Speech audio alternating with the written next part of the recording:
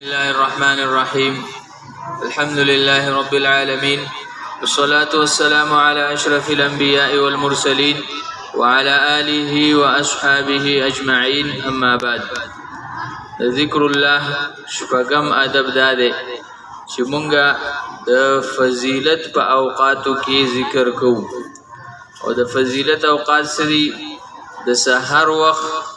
او د ماښام وخت، کله چې مونږ ورځ شروع کوو او کله چې مونږ شپه شروع کوو. دغه وخت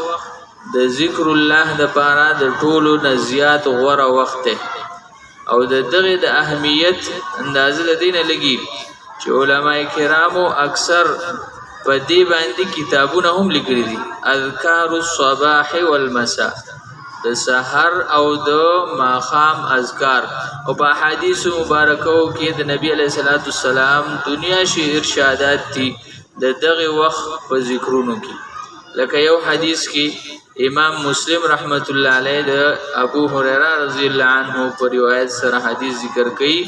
نبی علیه الصلاۃ والسلام ارشاد فرمایو چې کم یو سړی سحر ټیم او ماښام ټیم دا کلمات سبحان الله وبحمده دا کلمات سلزلوي، نو د قیامت په ورځ باندې با د دنه زیات ثواب والا بل هیڅوک نه سیوا د هغه کس نه چې د په شان د عمل کړي یا د دنه سیواګر د عمل کړي. نو د سحر او د ماښام وخت دا به طور خاص د الله د ذکر د پاره دی چې انسان تیار شي د خبرې ته چې را روانه ورځ کې به ټوله ورځ زه د الله احکامات مخې ته ساتم او الله به یاد ساتم، او دغه شان د شپې به هم ماته